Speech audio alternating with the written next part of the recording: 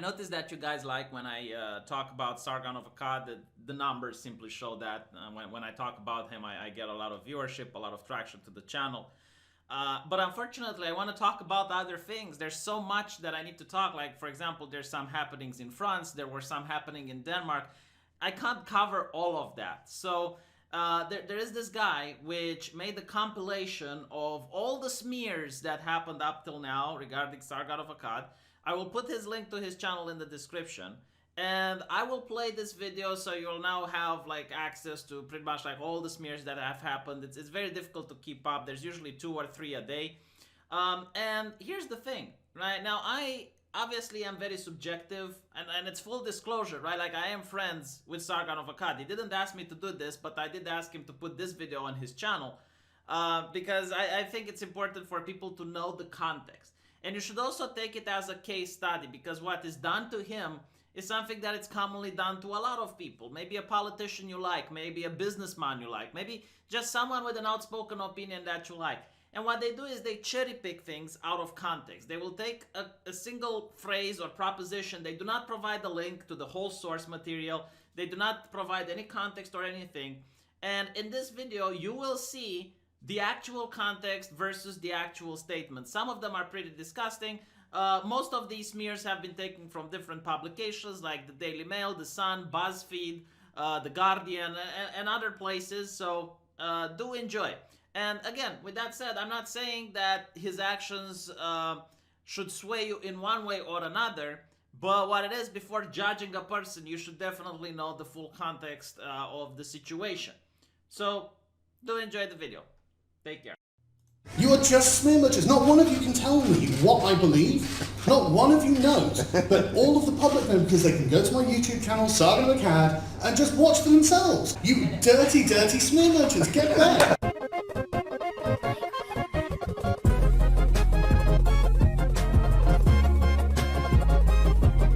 He's a self-professed racist. He thinks that the white race is superior. He thinks that races, people, individuals, are inclined to act as they are, as their genetics would determine, and not just in broad strokes like with men and women, which might be plausibly true, but in as far as I can tell, quite specific ways, as in blacks are more inherently prone to violence, or whites are smarter, or Asians are smarter still, and I know that statistically they are, but that doesn't necessarily mean genetically they are. That just means that, you know, this is the end result, and we shouldn't assume the cause if we don't actually know it.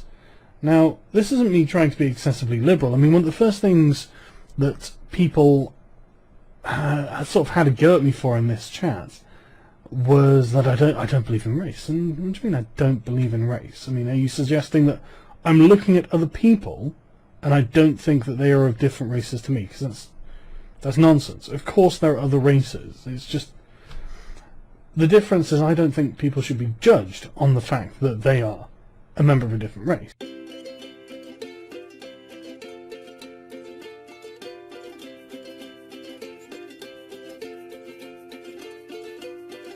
The ancient Greeks practiced pederasty, and it was considered completely normal, where young boys would have relationships, but they weren't exploitative relationships. They were sexual. Exactly. They were also sort of it was like a pair bonding, like a mentoring relationship. It was very strange, and I don't agree with any of this. Somebody's going to misrepresent you and me and say we're going to abuse.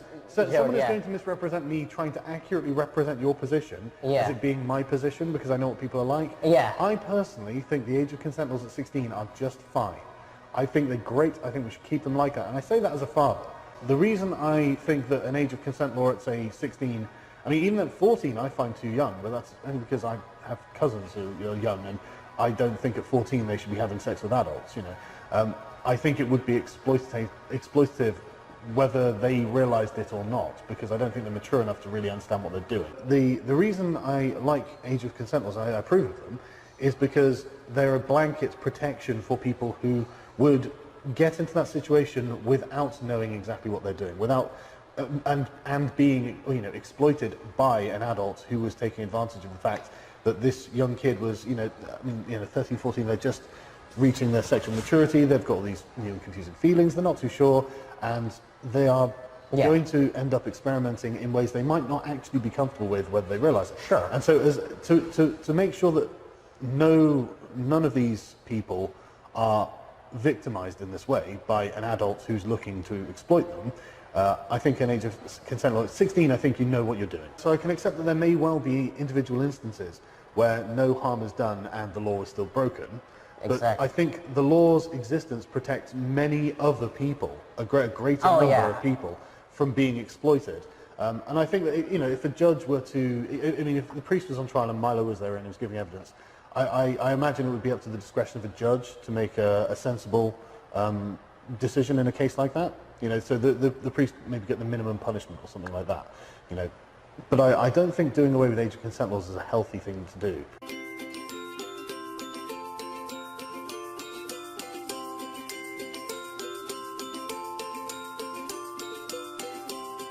See, look, this is what I mean about the chat. I just can't be bothered to deal with people who treat me like this. It's really annoying.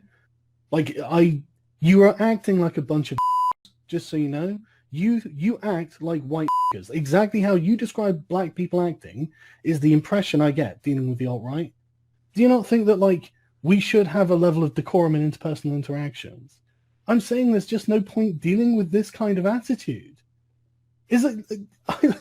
I know it's called trolling, but it's not like something I need to deal with if I don't want to have to deal with it. Upper class twat. Dude, I'm not an upper class twat. I come from fucking the most working class roots. At least my parents do. You act like an upper class twat now. Maybe you're just acting like a n***. Have you considered that? Do you think white people act like this? White people are meant to be polite and respectful to one another. And you guys can't even act like white people. It's really, like, amazing to me. It's genuinely amazing to me. Oh my god, that was beautiful. This part definitely has to get clipped. I'm sure it will. And I really don't care if you don't agree to these standards. And that's the end of it. I mean, like, I'm sorry for having standards that the alt-right doesn't meet. Sargon has become the male version of Anise Sarkeesian now. Have I really? I mean, I'm literally reading what you say and talking to you about it, and all you can do is insult me and say I'm like someone who would never do that. What's the point in trying? Tell me, honestly, what is the point in trying? I know people are going to, like, think this is something, but honestly, this is just me telling you, it's just not worth my time to deal with you. And it could have been worth my time. I was happy to talk to lots of alt-right people, but just dealing with people is just tiring. Just this kind of level of just insults constantly. I don't even know the need for it. Like, I'm not a person who talks to you, but I genuinely do. I mean, I can even send you like an article that Andrew Anglin wrote, literally saying what I'm saying as he's speaking in defense of me, and you are just acting like chimps. It's mental. You don't have any standards whatsoever. And okay, but I'm afraid I do, so I'm just, like, annoyed that people expect that I should debate the alt-right. It's like, well, I've been there, I've done it, and you really don't make it very inviting, so I'm just not going to bother.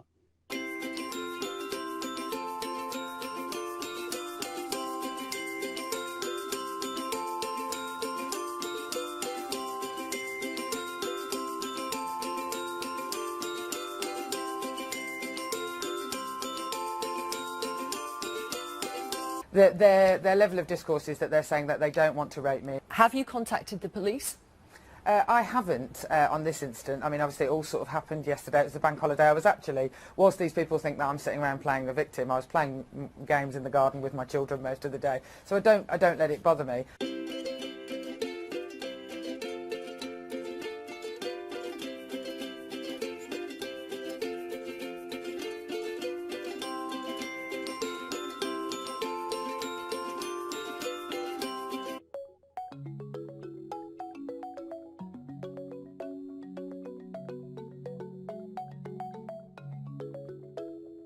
Jewish people are very smart. They work very hard. Of course they're successful. If we want to even have any idea that we're living in a meritocracy, if Jews weren't succeeding in our societies, they must be being held back. But they're not. They're doing great because they're not being held back, because they do work hard, because they are smart. Jewish people unfortunately for them, have got to drop the identity politics. I'm sorry about the Holocaust, but I don't give a shit. I'm sorry.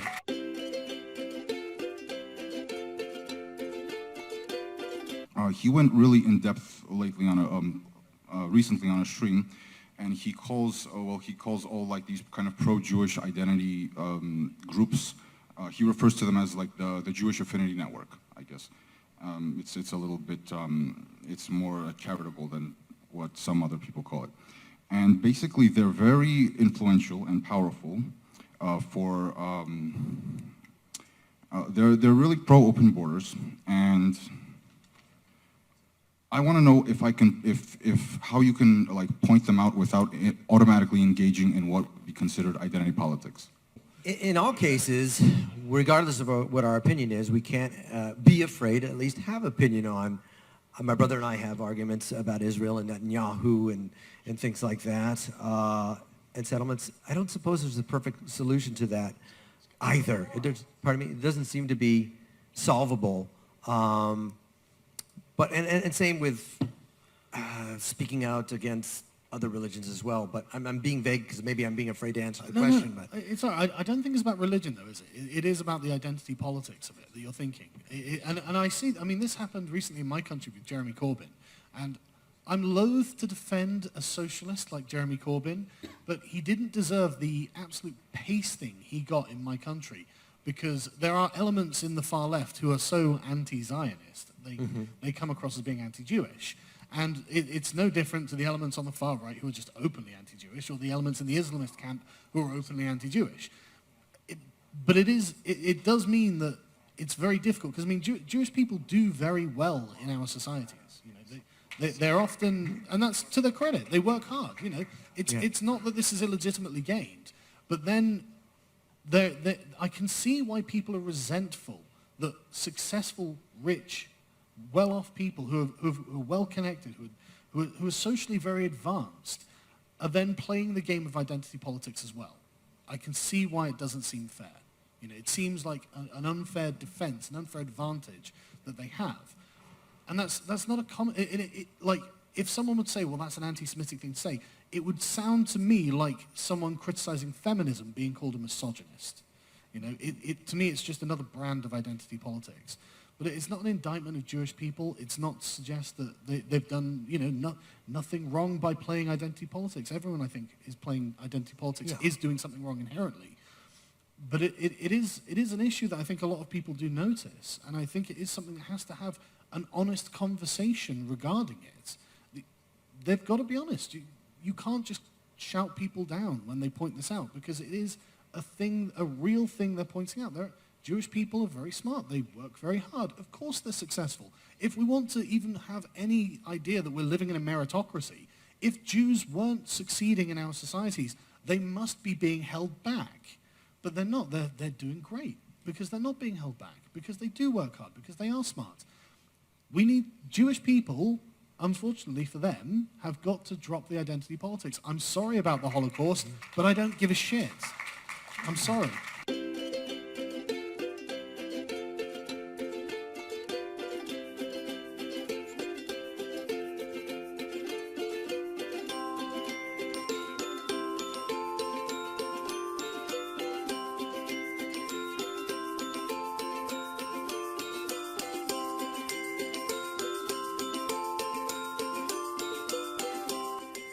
It's not acceptable to call me a retard. You know what? Fair enough. You can't change that you're a retard, and it's not very nice for me to call you a retard.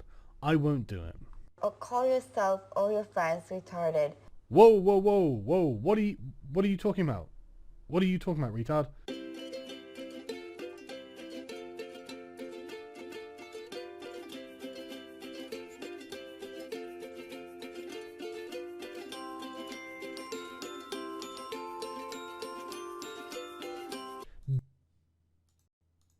It's not acceptable to call me a retard. You know what? Fair enough. You can't change that you're a retard, and it's not very nice for me to call you a retard. I won't do it. Or call yourself or your friends retarded. Whoa, whoa, whoa, whoa. What are you talking about? What are you... I will call my friends what I like. I mean, have you met my friends? They're retarded. and probably everyone watching this video. And they need to know it. And you're talking as if a standard medical term to retard something, to prevent the growth or advancement of something, is not an applicable word when it is actually a very accurate observation. But I'm not angry at you. I'm not suggesting for a second you organised all of this. It was your fucking dopey tracksuit wearing friend who obviously did this. So I blame her. You're an innocent bystander in all of this, I am sure. The R word is the same as every minority slur. Oh, well, great job trivialising minority slurs, you nick... And don't use it. Who the fuck do you think you are? Do you think you're my fucking mum or something? Even my mum wouldn't say that to me. She would just sigh and roll her eyes in disappointment. I don't really know where you think you're getting this authority from, but I actually have some advice for you and your nick and 1980s tracksuit wearers. Don't let words hurt you. They are just words. Stop teaching children that words can hurt them. They're just fucking words. They don't do anything. They don't do any damage. No one is ever injured by a word. Therefore, it's not appropriate to condition children to think they should be injured by words, because ultimately they aren't. Stop trying to police other people's speech and try actually teaching them something that might be beneficial for themselves in the real world. And remember, please, you aren't the boss of anyone. No one has to do as you say.